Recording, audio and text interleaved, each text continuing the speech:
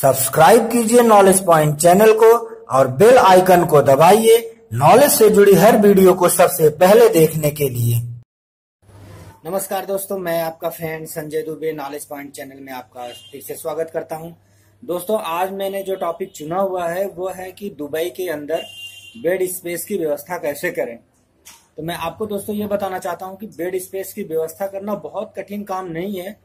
Actually आप लोग बार बार यही तो पूछते हैं कि अगर हम वहां जाते हैं होटल बहुत महंगा पड़ता है तो हम कहाँ रहें।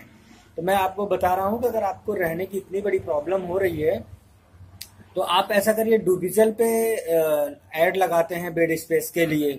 जो वहाँ पे लोग होते हैं जो पीजी अवेलेबल कराते हैं या बेड स्पेस अवेलेबल कराते हैं तो पूछते हैं कि यहाँ पे रहने की व्यवस्था के लिए वो करीब 600-700 दिरहम पर मंथ के हिसाब से चार्ज करते हैं। तो आप उनको जो है अपने देश में रह के डूबिजल पे देखिए कि जो उन्होंने बेड स्पेस के लिए दिया हुआ है उनका नंबर क्या है, कॉन्टेक्ट नंबर क्या है, उनसे पहले से यहाँ से बुकिंग कर लीजिए उनके नंबर पे कि भाई आपका बेड स्पेस कितने लोगों का है और कितने दिरहम पड़ेगा। तो मेरे ख्याल से 500 से 700 के दिरहम के बीच वाला बेड स्पेस लेना चाहिए और ये काफी सस्ता भी पड़ता है। दूसरे हिसाब से आपको 1 महीने के कॉन्ट्रैक्ट पे जाना चाहिए उनसे। अगर उनसे आप बेड स्पेस की व्यवस्था करते हैं तो उनसे बोलिए कि सिर्फ मुझे 1 महीने के लिए चाहिए।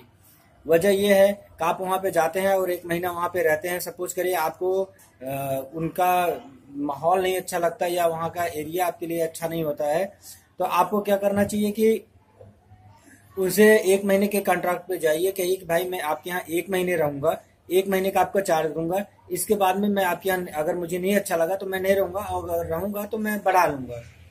तो आप मेरे ख्याल से आप अगर 500 दिरहम का जाते हैं तो 18-25-90 करीब इंडियन 9,000 से लेके 10,000 रुपये, और अगर और अच्छी व्यवस्था चाहिए तो 14 से 15,000 रुपये पर मंथ में आपको वहाँ पे भारतीय रुपया जो है उसमें आपको वहाँ पे बेड स्पेस अवेलेबल हो जाता है।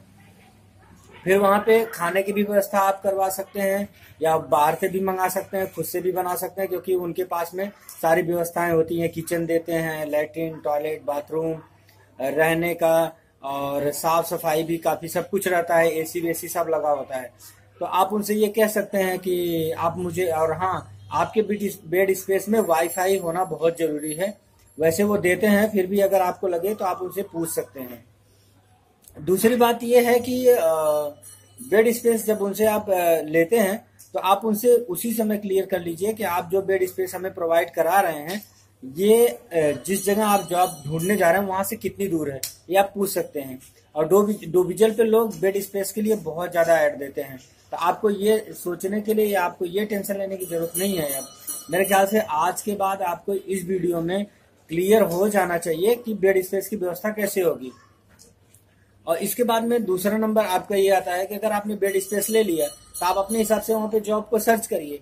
आप लोग ऑनलाइन जॉब सर्च करते हैं, पर मेरा सबसे ज्यादा मानना है कि आप जाके खुद से ही जॉब को सर्च करें, मेरा यही मानना है। और बेड स्पेस की जो प्रॉब्लम है मेरे ख्याल से आपका अब काफी प्रॉब्लम दूर हो गई होगी।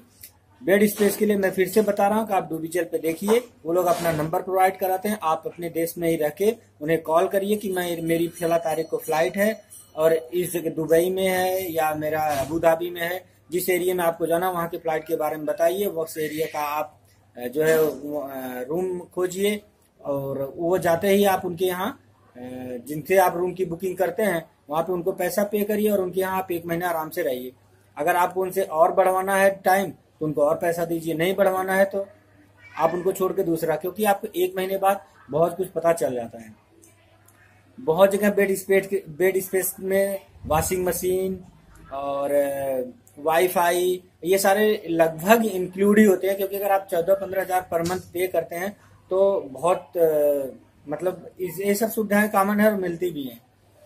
दूसरी आपको समस्या एक बात की और हो रही है, बार बार मेरे से आप लोग पूछ रहे हो कि टूरिस्ट वीजा पे जाएं कि ऑनलाइन जाएं। तो मेरा ये आपसे बार बार मानना है कि जब तक आप खुद से नहीं जाएंगे वहां पे, आप खुद से जॉब हंटिंग नहीं करेंगे, आप ऑनलाइन पे कब तक विश्वास करेंगे।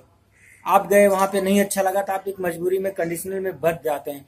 अगर आपको दुबई जैसे कंट्री में जाना तो कुछ तो खर्च करना पड़ेगा, 1-2 लाख रुपए तो आपको रखना पड़ेगा। सपोज करिए आप 3 महीने के लिए 2 लाख रुपया लेके जाते हैं और आपका जॉब 15 दिन में लग जाता है, तो आप सारे पैसे घर वालों को वापस कर दीजिए और फिर आपका आमदनी चालू हो जाता है। बहुत लोगों को 1 वीक में जॉब मिलती है, बहुत लोगों को 3 महीने में भी नहीं मिलती है। डिपेंड करता है आपके ऊपर कि आप किस तरह से जॉब वहां पे ढूंढते हैं। और दोस्तों रही बात, आप अगर उस समय जाते हैं कोई भी जॉब ना मिले, तो आप रेस्टोरेंट में और आप जो है किसी भी शॉप में और सेल्स के काम में और मॉल में कहीं भी आप जॉब कर सकते हैं। मैंने अभी एक दुबई का खुद वीडियो देखा, उसमें बता रहे थे कि आप इस दुकान से सिम कार्ड लीजिए, वो आपको 150-200 दिरहम में दे देंगे। मैं कह रहा हूं कि आप बिल्कुल से भी वीडियो को देख करके किसी के कहने पे ऐसे आप 150-200 दिरहम का सिम कार्ड मत लीजिए, क्योंकि वो बहुत महंगा पड़ता है। आपको ज्यादा से ज्यादा 15 से 16 दिरहम में सिम कार्ड मिल जाते हैं। उसके लिए बस इतना करना पड़ेगा, आपको एयरपोर्ट से आगे जा करके जिस एरिया में आप रूम अपना ले रहे हैं, जहाँ पे होटल आप अपना आप बेड स्पेस की व्यवस्था कर रहे हैं या होटल की व्यवस्था कर रहे हैं, वहां के लोकल मार्केट से लीजिए। आप पैसे वहां पे खर्च करेंगे जहां आपके लिए कुछ काम हो, विदाउट आप कहीं भी किसी के भी बताए थे अगर आप पैसे खर्च करेंगे तो आपकी चॉइस है, आपका पैसा है। और दूसरे दोस्तों ऑनलाइन के लिए मैं फिर आपसे बता रहा हूँ, अगर ऑनलाइन आप जॉब सर्च नहीं कर पा रहे हैं या आपका लॉगिन नहीं हो रहा है, हालांकि मैं आपको लॉगिन करके दिखा सकता हूँ, मेरे पास दुबई के सिम कार्ड अवेलेबल हैं। अगर आप कहेंगे तो मैं आपको यहीं से इंडिया में बैठ के और लॉगिन करके दिखा के उसका डेमो दे सकता हूं, पर इसमें सिर्फ समय की बर्बादी है, इसलिए मैं कोशिश नहीं कर रहा हूं। और मेरे पास भी थोड़ी सी समय की प्रॉब्लम है। अभी भी मैं जस्ट दुबई से आया हूं, फिर बॉम्बे था, बॉम्बे से अभी दिल्ली आया हूं। अगर आप लोगों के प्रॉब्लम वीडियो पे नहीं शेयर हो रहे हैं तो आप मुझे बताइए कि दिल्ली में कहीं भी मिलने का आप प्लान बनाइए, मैं आने को रेडी हूँ। वहां पे आप लोगों को मैं पूरा डिटेल बता सकता हूँ।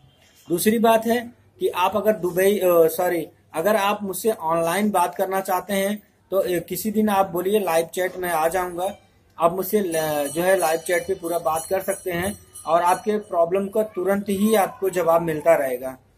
और आप इसके लिए टेंशन ना लो। इसी तरह मेरे को ये समझ में जहां तक मैंने आया, आपको सबसे बड़ी अगर टेंशन हो रही है तो अगर आप दुबई चले गए तो आपको एयरपोर्ट पे लेने कौन आएगा और आप जाके सबसे पहले रहोगे कहाँ।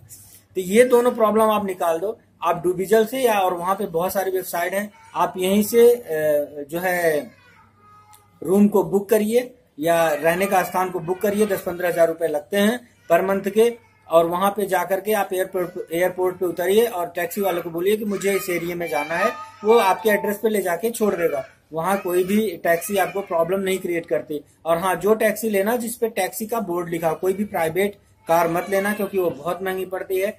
और इस टैक्सी वाले पे लोगे तो वो आपको इस समय भी बताते रहेगी कि आपका एरिया कहाँ कितनी दूर है, कितने समय में पहुंच जाओगे, और रेट भी कम पड़ते हैं। तो मेरे ख्याल से आपको अब मेरी बातें सारे समझ में आ गई होंगी। अगर नहीं समझ में आया है तो आप मुझे कमेंट बॉक्स में मैसेज करिए और किसी भी बात का टेंशन मत करिए। दुबई जैसे इंडिया से भी सुरक्षित प्लेस है।